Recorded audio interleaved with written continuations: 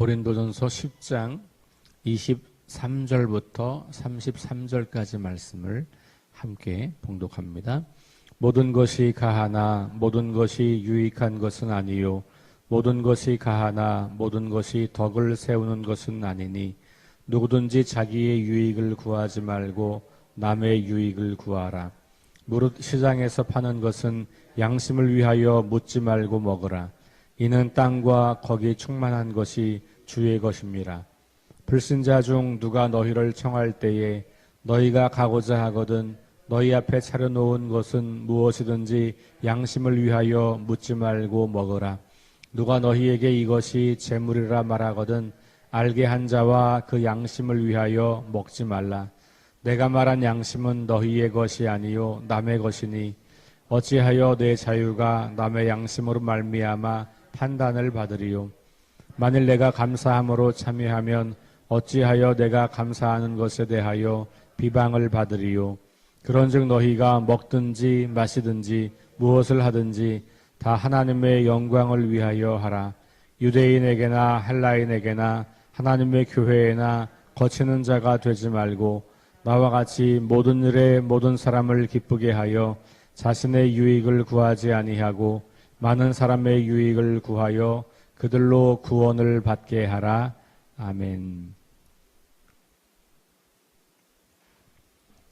네, 오늘 말씀은 8장에서부터 시작된 우상에게 바쳐진 제물을 먹어도 되냐, 먹으면 되지 않냐 라고 하는 문제에 대한 이야기가 진행되고 오늘 그 마지막 부분에 와 있습니다. 다시 한번 반복해서 이야기를 하고 있는데요. 그건 뭐냐 하면 나의 유익을 구하는 것이 아니라 다른 사람의 유익을 구하라. 이런 이야기가 반복해서 나오고 있습니다. 다른 사람의 유익을 구하는 것이 교회 공동체가 해야 하는 아주 중요한 일입니다. 많은 경우에 나의 유익을 구하려고 다른 사람들을 비난하거나 다른 사람들을 판단하거나 다른 사람들을 정죄하는 경우들이 매우 많죠. 반대로 자기를 내려놓고 자기를 포기하고 다른 사람의 유익을 구하는 것이 바로 교회의 덕을 세우는 일이다. 바울의 핵심은 교회의 덕을 세우는 것에 있습니다. 그러니까 거룩한 공동체가 깨어지지 않는 것, 하나된 공동체가 나누어지지 않는 것이 바로 덕을 세우는 것이죠. 여기 세운다는 단어를 바울이 많이 쓰는데 바울이 사용하는 이 세운다는 단어는 건축 용어예요. 그러니까 벽돌을 쌓는다는 말이에요. 그러니까 덕을 세운다는 말은 교회를 잘 세운다는 말과 같은 말이에요. 그러니까 단순하게 좋은 걸 쌓는다 이런 말이 아니라 교회를 건강하게 세워간다라는 말이라고 하는 것을 기억할 필요가 있습니다. 자, 23절 보시면 모든 것이 가하나 모든 것이 유익한 것은 아니다 이렇게 이야기해요. 또 반복해서 모든 것이 가하나 모든 것이 덕을 세우는 것이 아니다 이렇게 이야기하면서 자기의 유익을 구하지 말고 남의 유익을 구하라 이렇게 권면합니다. 그러니까 우상에게 드려진 제물이냐 아니냐 이게 중요하지 않아요. 시장에서 파는 고기는 우상에게 드려진 거야. 아니야, 아닐 수도 있어. 대부분이 그래. 이거 갖고 싸우지 말라는 거예요. 이게 우상의 제물에게 드려졌는지 안 드려졌는지 그걸 따져서 뭐가 옳으냐, 누가 맞냐를 주장하고 그걸 분별하는 게 중요한 게 아니고 다른 사람들의 유익을 구하는 것. 이것이 중요하다는 거예요. 그러니까 모든 것이 가하다 이 말은 바울의 입장은 그런 고기 먹어도 아무런 문제가 안 된다는 입장이에요. 그게 가능하다. 그런데 너 자신의 생각을 하지 말고 다른 사람, 그거 먹으면 안 된다고 여기는 연약한 사람, 그런 사람들을 생각해서 그런 사람들을 세워주는 방식으로 해라. 이렇게 이야기하는 거예요. 유익 그 다음에 덕을 세운다라는 말을 우리가 기억해 보는 겁니다. 자, 동일한 말씀이 32절과 33절에 또 나와요. 그러니까 오늘 단락은 앞부분과 끝부분이 동일한 내용으로 둘러싸고 있는 거예요. 그 동일한 내용이 남의 유익을 구하는 거예요. 32절, 유대인에게나 헬라인에게나 하나님의 교회에나 거치는 자가 되지 말고 나와 같이 모든 일에 모든 사람을 기쁘게 하여 자신의 유익을 구하지 아니하고 많은 사람의 유익을 구하여. 그리고 마지막에 나오는 말씀이 중요해요. 그들로 구원을 받게 하라. 그러니까 다른 사람의 유익을 구하는 이유는 그걸 통해서 그 사람이 구원에 이르게 되기 때문에 그런 거예요. 그러니까 바울은 단순히 교회 공동체의 덕을 세우는 것 혹은 다른 사람의 유익을 구하는 것으로 만족하는 게 아니고 그것이 바로 그 많은 사람들을 구원에 이르게 하기 때문에 그렇게 하라는 거예요. 너가 좀 손해보고 너가 좀 양보하고 다른 사람을 높이고 다른 사람의 의견을 더 존중하고 다른 사람들의 그 연약함을 돌보아 줄 수 있을 때 그때 그런 사람들에게도 구원이 가능하다라는 이야기를 하고 있는 거죠. 자, 그리고는 이 본문 가장 중앙에서 아주 단순한 답을 이야기합니다. 우상의 제물에 대해서 먹지 말라. 이렇게 28절이에요. 근데 이제 여기도 모든 우상의 제물이 아니에요. 28절을 보면 누가 너희에게 이것이 제물이라 말하거든 알게 한 자와 그 양심을 위하여 먹지 말라. 내가 말한 양심은 너희의 것이 아니다. 이렇게 나와요. 29절 전반부까지. 다시 말하면 누가 여러분들이 이방인이 여러분들을 초대했어요. 여러분들이 그 집에 갔어요. 고기 반찬이 있어요. 먹으면 되는데 중간에 어떤 사람이 그거 우상에게 드려진 제물인 것 같아요. 먹으면 안 될 것 같아요. 난 안 먹을래요. 누가 그렇게 말을 하면 그 사람의 양심을 위해서 저 사람은 이런 거를 먹으면 죄가 된다고 생각하고 그러면 믿음을 잃어버린다고 생각하고 하나님 앞에 버림받는다고 생각을 하는 사람이 있네. 그러면 나도 먹지 말라는 거예요. 그게 28절 이야기예요. 누가 너희에게 이것이 제물이라 말하거든. 우상에게 드려진 제물이에요. 라고 말하거든. 알게 한 자. 그리고 그 양심. 내 양심이 아니라 내 양심으로는 먹어도 되는데 그 사람의 양심으로는 먹으면 안 돼. 그러면 그 사람의 양심 때문에 먹지 말라. 이렇게 말하는 거죠. 자, 그리고 나서 그 28절 중에 먹지 말라 하는 것이 있고 그 앞뒤로는 다시 먹어도 된다는 이야기가 나와요. 그러니까 오늘 본문은 그렇게 구성되어 있어요. 제일 바깥에 남의 유익을 구하라는 게 있고 그 바로 안쪽에 먹어도 된다는 게 있고 그 가운데 먹지 마라 이렇게 되어 있다는 거예요. 이제 구조상으로 보면. 자, 그러면 그 중심의 바로 바깥에 있는 먹어도 된다, 먹어라라고 하는 부분을 살펴보면 25절 무릇 시장에서 파는 것은 양심을 위하여 묻지 말고 먹으라. 일단은 이걸 따져서 이게 우상의 제물인지 아닌지를 따지지 말라는 거예요. 바울에게는 그것이 왜 그러냐? 그게 그렇게 중요한 문제가 아니라는 거예요. 왜냐하면 우상은 존재하지 않기 때문에. 바울에게는. 물론 바울이 아닌 다른 사람은 우상이 존재한다고 생각하고 다른 신이 존재한다고 생각하고 거기에 들어진 재물을 먹으면 죄가 된다고 생각하는 사람이 있으니까 가운데서 그러면 먹지 마 이렇게 말한 거지만 그 전에 먼저 자기의 입장은 그거 아무런 문제가 안 되는 거니까 먹어도 괜찮은 거야. 양심의 가책을 받을 이유가 있기 생기기 전에 그냥 묻지 말고 먹어. 그러면 돼. 이렇게 이제 이야기를 하는 거고요. 26절이 그 이유를 말하죠. 이는 땅과 거기에 충만한 것이 다 주의 것이다. 그러니까 이 땅에 존재하는 모든 것은 다 주님의 것이기 때문에 주님의 것이니까 묻지 말고 먹어도 괜찮다. 이게 바울이 생각하는 음식에 관한 기준이에요. 그러니까 바울은 그렇다고 본다면 믿음이 강한 자의 부류에 속해 있는 거예요. 그렇죠? 어떤 음식 먹으면 되고 안 되고, 이거 먹으면 죄가 되고, 이거 먹으면 괜찮고, 이런 것을 그렇게 심각하게 고려하지 않아요. 심지어 그것이 우상에게 드려진 제물이라 할지라도 괜찮다는 거예요.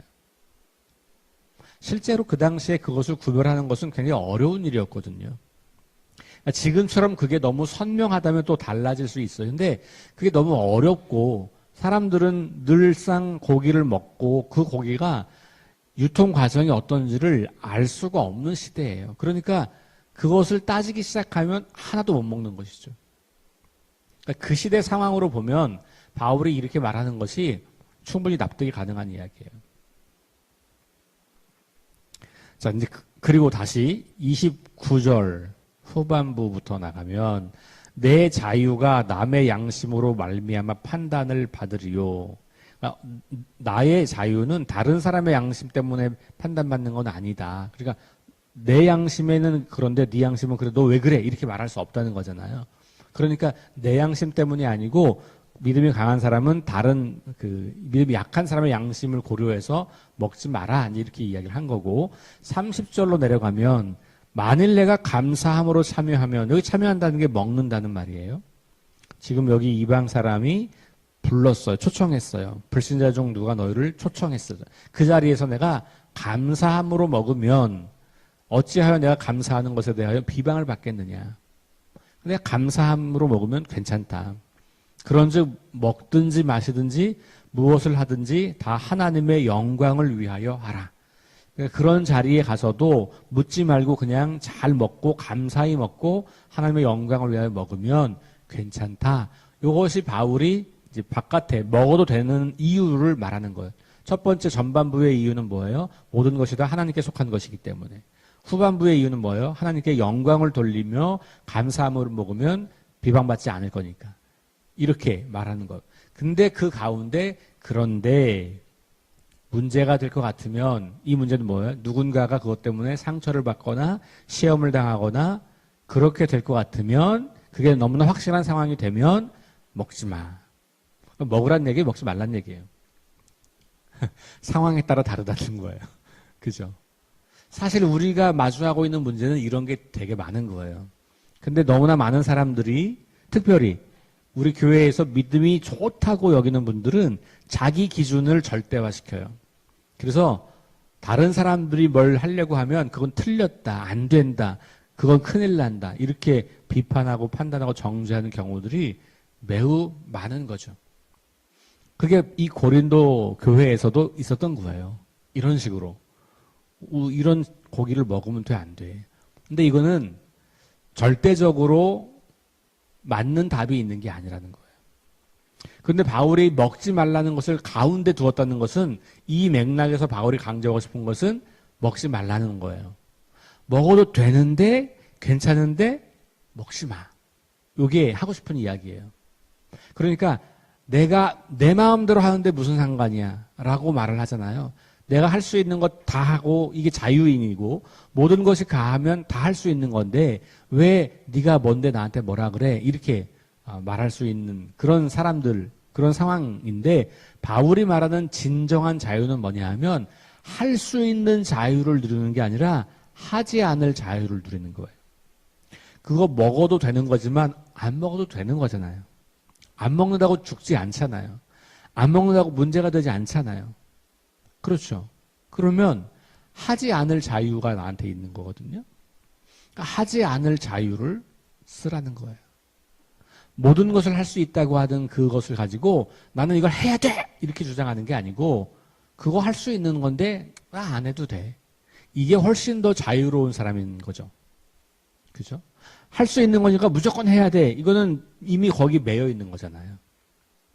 진정한 자유는 자신의 자유를 가지고 다른 사람들을 돕기 위해서 내 자유를 제한하는 것. 그래서 우리 9장에서 바울이 뭐 얘기했어? 권리를 포기하는 것. 내가 교인들로부터 사례비를 받을 만한 권리가 있는데 나 안 받을게. 왜냐하면 내가 한 사람이라도 더 구원을 누리게 하려고. 그게 9장에 나왔던 이야기잖아요. 모든 것이 가하지만 그것을 의무로 주장하거나 법칙으로 주장하지 않고 오히려 나는 그것을 할 수도 있지만 안 할 수도 있고 안 할 수도 있지만 할 수도 있고 이런 유연함을 가지고 대하면서 어떻게든지 한 사람을 주님께로 안내하고 어떻게든지 많은 사람들의 유익을 구하고 교회 공동체를 하나로 만들려고 하는 것, 이것이 엄청 중요하다는 거예요. 오늘날 한국교회 안에 많은 다툼과 분열들이 있어요. 우리 안에도 분열이 있죠. 그러면 잘 생각해 보시면 그게 어디서 오는 건가? 다 자기 유익을 구하기 때문에 오는 것이죠. 거기가 진리와 비진리의 문제가 아니고요. 그럴 수도 있고 안 그럴 수도 있는 문제예요. 옛날엔 그걸 옳다고 주장했지만 지금은 그게 그렇지 않다고 볼 수 있는 시대이기도 한 거예요. 어떤 사람한테는 그게 좋은 거지만 어떤 사람은 그렇지 않을 수도 있는 거예요. 나한테는 그 경험이 너무 중요한 경험이어서 그걸 안 하면 안 되는 거지만 어떤 사람은 그것이 다른 방식으로 하나님을 경험할 수도 있는 것들이에요. 그러니까 이와 같이 상황적인 것, 그렇게 해도 되고 다르게 해도 괜찮은 이런 문제들을 가지고 우리는 아니야, 이것이 맞아, 넌 틀려 라고 주장하면서 교회 안에서 분열을 일으키고 있는 것이에요. 대부분이 누구냐? 그게 믿음이 강한 자들이잖아요. 믿음이 강한 자들. 오래된 사람들, 은사를 많이 받은 사람들, 봉사를 많이 하는 사람들, 직책을 많이 받은 사람들, 이런 사람들이 그렇게 주장하면서 다른 사람들을 배려하지 않고 존중하지 않을 때 교회는 분열되고 나뉘어지고 상처밖에 남지 않습니다. 그러나 그것을 조금 내려놓고 다른 사람이 하는 것들을 존중하면서 그 사람들의 유익을 구하고 그 사람들의 믿음을 더욱 존중해주는 그런 방향으로 나아갈 때 교회는 거룩함과 하나됨을 지킬 수 있다. 그래서 오늘 마지막 33절 뒤에 나오는 그들로 구원을 받게 하라 라고 하는 말씀. 이거 뒤집으면 상처받고 낙심하게 만들지 말아라. 나 때문에 교회 안에 있는 누군가가 상처받는 것, 낙심하는 것, 불편하게 하는 것, 이런 거 하지 말라. 모든 사람을 기쁘게 하여 자신의 유익을 구하지 아니하고 많은 사람의 유익을 구하라. 이 말씀이 저와 여러분들의 삶에 아주 중요한 원리가 되어서 우리 교회 안에서 더 많은 사람들의 유익을 구하기 위해서 자신을 끊임없이 내려놓고 자기 주장을 내려놓고 자기의 자유를 스스로 제한하여 모든 사람의 종으로 살아가는, 그래서 많은 사람들이 우리 교회 안에서 평안을 누리고 거룩함을 지켜나가고 영적인 성장을 계속해서 이어나가는 그런 좋은 교회가 될 수 있기를 주의 이름으로 축원합니다. 기도하겠습니다. 하나님 감사합니다. 말씀을 읽을 때마다 이 말씀이 우리를 도전합니다. 내가 살아왔던 방식을 돌아보게 합니다. 내가 그동안 교회 안에서 사람들과 맺었던 관계들, 말하는 방식, 사람들을 대하는 태도, 리더십을 발휘하는 방법, 이 모든 것들을 돌아보게 합니다. 주님이 주신 말씀처럼 다른 사람의 유익을 먼저 구하는 그런 사람들이 되기를 원합니다. 나의 주장과 나의 요구를, 나의 유익을 구하기 위해서 다른 사람을 판단하고 정죄하고 비난하는 것을 멈추고 다른 사람들을 존중하고 그 사람들을 세워주며 우리에게 주어진 리더십과 직책과 또 우리의 믿음을 그렇게 사용할 수 있도록 인도하여 주옵소서. 하나님, 우리 석교교회가 그렇게 서로의 덕을 세워주는 교회가 되어서 거룩하고 한 몸 이루는 그런 공동체로 이 땅에 잘 세워지고, 그래서 수많은 사람들이 우리 교회 안에 들어왔을 때에 진정한 하나님 나라가 어떤 것인지를 경험할 수 있는 아름다운 교회가 될 수 있도록 인도하여 주옵소서. 예수님 이름으로 기도합니다. 아멘. 우리 함께 합심해서 기도합니다. 성령의 능력으로 하나님 나라를 증언하고 살아내게 하소서. 하나님 말씀이 기준이 되게 하소서. 질병과 연약함으로 고통당하는 사람들을 치유하여 주소서. 전쟁과 자연재해와 가난과 억압으로 고통당하는 지구촌 이웃들에게 은혜를 베푸소서. 다음 세대에게 하나님 나라 복음을 전수하게 하소서. 우리 함께 합심해서 기도하고 개인 기도하고 돌아갑니다.